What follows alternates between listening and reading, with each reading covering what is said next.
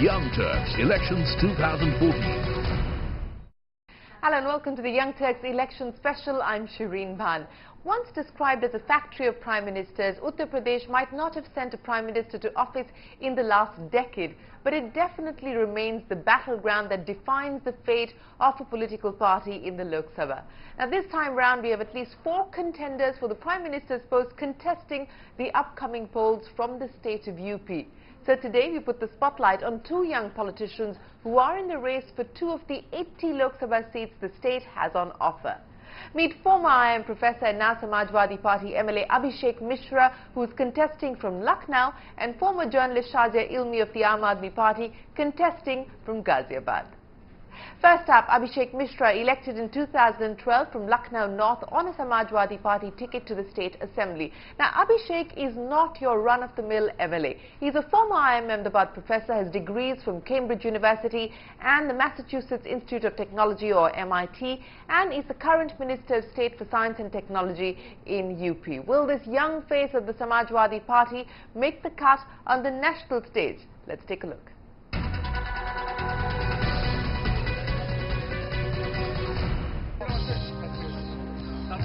Fortune favors the brave, and Abhishek Mishra dared to quit a faculty position at IIM Ahmedabad to join Akhilesh Yadav and his Samajwadi Party in 2012. He's risen through the ranks quickly. A standing MLA from Lucknow North, Abhishek is contesting from the Lucknow Lok Sabha constituency, replacing Samajwadi Party's strongman Ashok Vajpayee.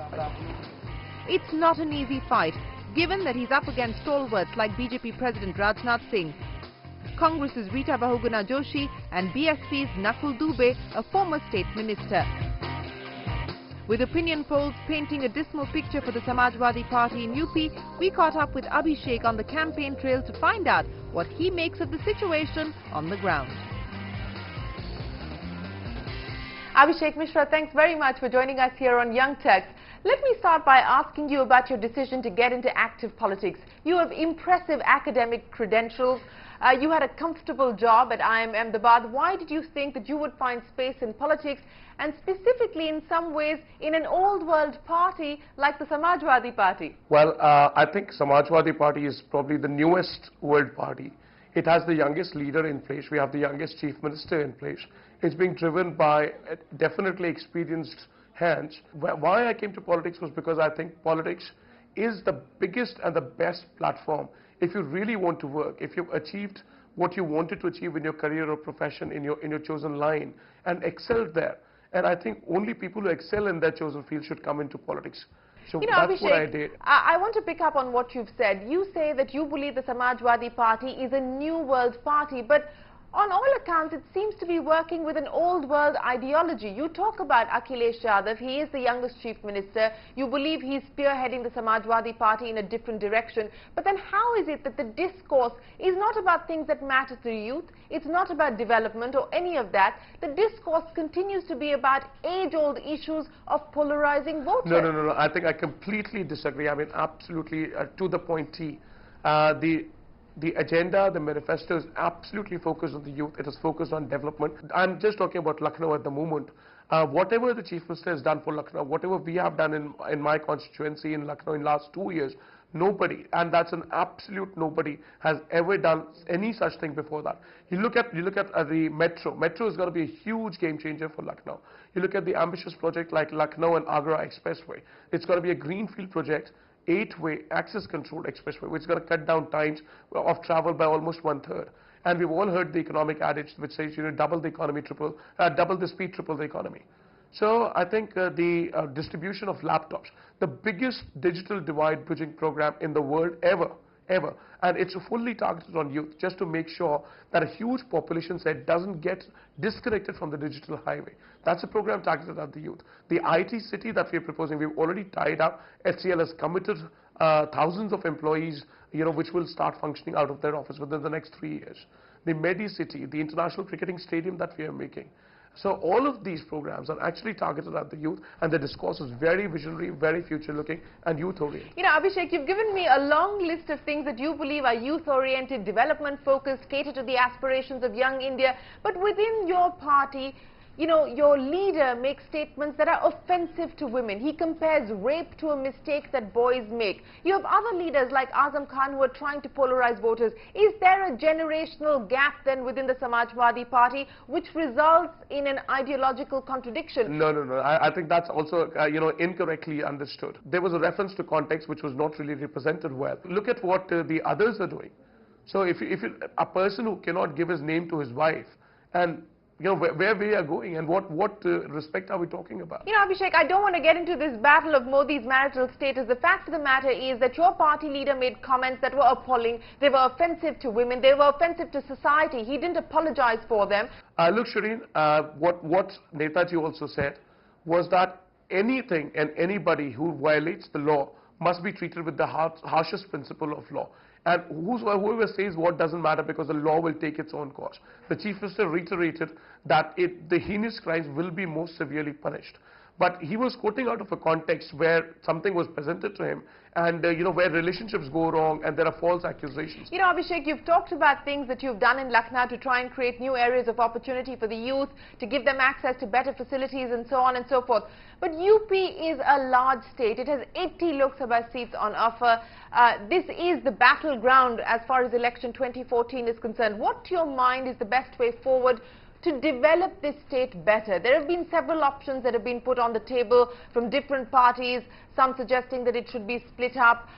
What, to your mind, is the best way to govern the state of Uttar Pradesh, given its size and scale and its diversity, more efficiently, more effectively? Any organization, size is actually important. Big is beautiful. So we are strongly against division of the state, absolutely opposed till to the death that we will not let UP be divided. If you look at the size of the states, for example, in the United States, they're big, huge land masses which generate a lot of revenue. So if there's a problem crisis somewhere, there's also a surplus getting generated somewhere else. So you can bridge that. You can negate the deficits which get arisen because of economic problems, natural calamities, or just failures, or just policy failures. We are investing in the intellectual infrastructure. We are investing in the human resource capital infrastructure, the skill development mission that the Chief Minister launched about 3-4 months ago. I think it's going to be a game changer. Give me a sense of what has been done today by the Akhilesh Yadav government after he took over as Chief Minister. The 3 or 4 innovative processes that you put in place to make things more transparent and more efficient. We have implemented a simple principle. In one line, I'll sum up that story, is what gets measured gets done. There's very strong monitoring and measurement done by the Chief Minister's office and the Chief Minister personally. So if you set up a project, you say we want to build a road, we want to build a metro system, we want to build an international cricketing stadium, we want to build this, we want to build a highway, we want to work on the Delhi-Mumbai industrial corridor, we want to set up a food park here, we want to set up a biotechnology park there. We create small teams and committees, we give them deadlines, we give them agendas with senior bureaucrats there and being monitored by the Chief Minister's office, the CMO, and as and when things keep moving, they get, if they're not moving, they get pulled up by the Chief Minister's office and then the Chief Minister himself. As a young politician who hopefully stands for cleaner politics in this country, how do you reconcile to the fact that you belong to a party that has 11 ministers with criminal records in cabinet? How do you reconcile with that? The maximum number of people with criminal record in this phase of election which is coming up is from BJP. But let's not make this an argument about relativity, Abhishek. It's not about whether the BJP is worse than the Samajwadi Party. Let me complete. So what I'm saying is I don't want to go there and say this is better or this is worse. What happens is anybody who's become an MP or an MLA or a minister has come through a process. Many times, many of these allegations are actually false, politically motivated allegations. And there is now a very clear-cut system by the Supreme Court, so which is the highest court in this country, which says anybody with a criminal record, anybody who is found guilty will have to leave his ministerial position, will have to leave his parliamentary seat, and we have seen examples of that happening already in this country. You know, I would be very scared if I was in your position of calling them criminals, because they can file a defamation case against you tomorrow. No, I haven't taken names, Abhishek, and I don't want to go down the list of complaints, FIRs, etc. that have been filed against several people in your government. You know, the attempt is to give this issue seriousness and not trivialize the issue, Abhishek. No. It is maximum with seriousness, and I respect the court of law, I respect the judicial process, and I am giving you with all seriousness.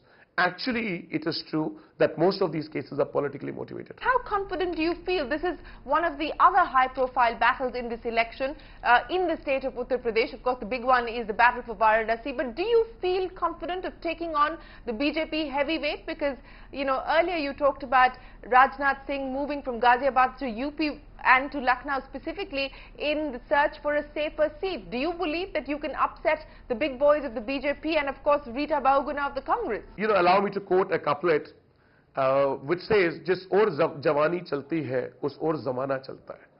And always, it has been a historical truth that always Davids have upset Goliaths. And last time when I was pitched for the Vidhan Sabha, people said there has been a deal between him and another very senior leader of the BJP. And so that they want to support him and they want him to win. And the results are there for everybody to see. And I think, inshallah, God willing, you know, history is going to repeat itself. I'm absolutely confident. So given how confident you sound, let me ask you this. How many seats do you give the BJP in UP? Most polls seem to suggest that the NDA is headed for perhaps even a majority. Most polls seem to suggest that the BJP is going to get 40 plus in the state of Uttar Pradesh. How many seats are you giving them? Let me give you an academic response and a personal response to this. The academic response, as a scholar of numbers and data and statistics and random sampling, I understand very well that there is absolutely no way, statistically speaking, which can give you statistically significant results with a small level of tolerance band. So whatever numbers say, whatever polls say, they've always been proven wrong. Never ever in the history of any election. The personal response is, I only know that Samajwadi Party's banner, under the Samajwadi Party's banner, Abhishek Mishra is going to win Lucknow. That's all I'm concerned with. Well, Abhishek, here's wishing you the very best of luck in this David versus Goliath battle. We will be tracking your campaign, and of course we hope to speak to you on Judgment Day to see if the polls got it right or your hypothesis is correct. Whether or not there's a BJP or a Modi wave in the country, we will find out on the 16th of May. But thanks very much for speaking to us here on Young Turks. On that note, it's time for us to take a break, but when we return, former journalist and now Aam Aadmi Party leader Shazia Ilmi, who's contesting from Ghaziabad. That and more when we return.